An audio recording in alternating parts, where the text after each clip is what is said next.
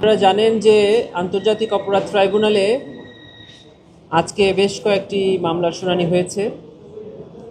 তার মধ্যে অন্যতম হলো যে ইনফোর্স ডিসঅ্যাপিয়ারেন্স অর্থাৎ গুমের অভিযোগে একটা বিবিধ মামলা ট্রাইব্যুনালে অনেক দিন ধরে চলছে। সেই মামলার আজকে নির্ধারিত তারিখ ছিল। সেই মামলার গ্রেফতারকৃত আসামি মেজর জেনারেল অবসরপ্রাপ্ত জিয়াউল আহসান সাহেবকে আজকে ট্রাইব্যুনালে হাজির করা হয়েছে।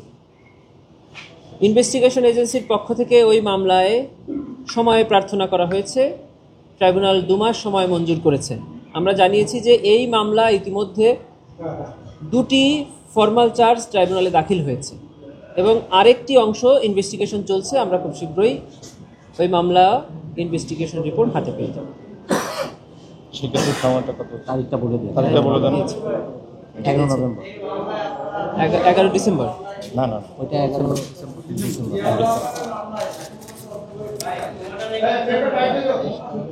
এটা আসলে 11 ডিসেম্বর সাবেক প্রধানমন্ত্রী শেখ হাসিনা, সাবেক নিরাপত্তা উপদেষ্টা জনাব তারেক সিদ্দিক সাহেব সহ বেশ কয়েকজন আসামি ছিল। তার 2টি অংশ তদন্ত প্রতিবেদন দাখিল হয়ে ফর্মাল চার্জ আকারে ট্রাইব্যুনালে দেওয়া হয়েছে। তার প্রসিডিং শুরু হয়েছে। বান্ডেল থাকলে প্রতি সেনমানিতে টাকা বাঁচবে। বিকাশ সেনমানি বান্ডেল কিনে জিতুন প্রতি লেনদেনে। আরেকটি অংশ এখন ইনভেস্টিগেশন চলমান আছে। ইনভেস্টিগেশন একদম শেষ পর্যায়ে মর্মে তদন্ত সংস্থা আমাদেরকে জানিয়েছে। সেজন্য আমরা 2 মাস সময় চেয়েছি। ট্রাইব্যুনাল 2 মাস সময় মঞ্জুর করে আগামী ডিসেম্বরের 11 তারিখে দিন নির্ধারণ করেছে। প্রেক্ষাপটটা কি ছিল? 15 বছর। আরেকটি হলো যে এই বিবিধ মামলা থেকে যে 2টি মামলা ট্রাইব্যুনালে এসেছে সে 2টি মামলাতেও সাবেক প্রধানমন্ত্রী, তার নিরাপত্তা উপদেষ্টা, তৎকালীন স্বরাষ্ট্রমন্ত্রী সহ বেশ কয়েকজন অবসরপ্রাপ্ত এবং সার্ভিং সামরিক কর্মকর্তারা আসামি হিসাবে ছিলেন। আপনারা জানেন যে ওনাদেরকে 2টি মামলায় এই ট্রাইব্যুনালে হাজির করা হয়েছিল। সেই মামলার পরবর্তী তারিখ নির্ধারণ করা হয়েছিল 20 নভেম্বর। প্রসিকিউশনের পক্ষ থেকে আজকে একটি আবেদন করে এই মামলার তারিখ পরিবর্তনের জন্য আমরা একটা প্রার্থনা করেছিলাম। সেই আবেদন মঞ্জুর হয়ে আগামী নভেম্বর মাসের 23 তারিখে ও 2টি মামলার পরবর্তী তারিখ নির্ধারণ করা হয়েছে। অতএব ওনাদেরকে পরবর্তী তারিখ যেটা 20 নভেম্বর ছিল সেটা পরিবর্তিত হয়ে 23 নভেম্বরে পরিবর্তিত হয়েছে এবং স্থানান্তরিত হয়েছে। এটা আমরা প্রসিকিউশনের প্রিপারেশনের কারণে আমরা প্রসিকিউশনের পার্সোনাল ডিফিকাল্টিজ আছে মর্মে উল্লেখ করে এই আবেদনটি করেছিলাম। 3 দিন শিফট করেছিলাম। যথাযথ প্রস্তুতি।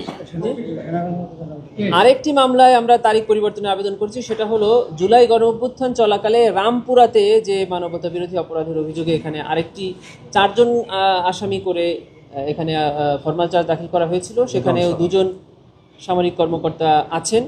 সেই মামলাটিও আমরা তারিখ পরিবর্তনের আবেদন করেছিলাম। সেটিও মঞ্জুর করে, সেটির তারিখ ছিল 5 নভেম্বর, সেটিও পরিবর্তন করে 24 নভেম্বর করা হয়েছে।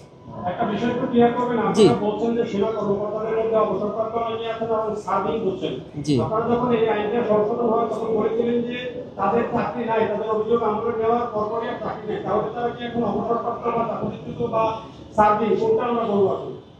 যেটা আইনে বলা আছে সেটাই আইনের ব্যাখ্যা। এখন সেনা সদর দপ্তর সিদ্ধান্ত নেবেন যে এই আইন অনুযায়ী কবে ওনাদেরকে এই আইনটা ওনাদের ক্ষেত্রে প্রয়োগ করবেন। যতক্ষণ না প্রয়োগ করেছেন ততক্ষণ পর্যন্ত তো ওনারা সার্ভিং বলাই যেতে পারে।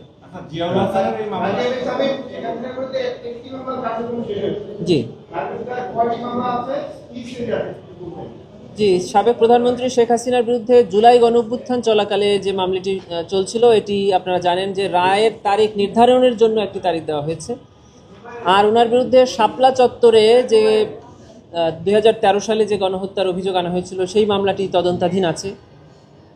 আরও যে 2টি মামলা ইনফোর্স ডিসঅ্যাপিয়ারেন্সের অভিযোগে ওনার বিরুদ্ধে চলছে সেটি তো আগামী যে তারিখের কথা বললাম সেই নভেম্বর মাসে দিন নির্ধারিত আছে। এই কয়েকটি মামলায় ওনার বিরুদ্ধে আছে 4টি। এই মামলা থেকে অলরেডি যারা আসামি করা হয়েছে ওনারা আর এই অভিযোগে থাকবেন না। এখানে তো 11 জন।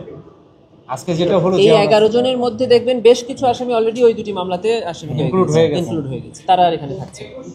কোনো ব্যক্তিকেই একাধিক মামলায় রাখা হবে না একই অভিযোগ।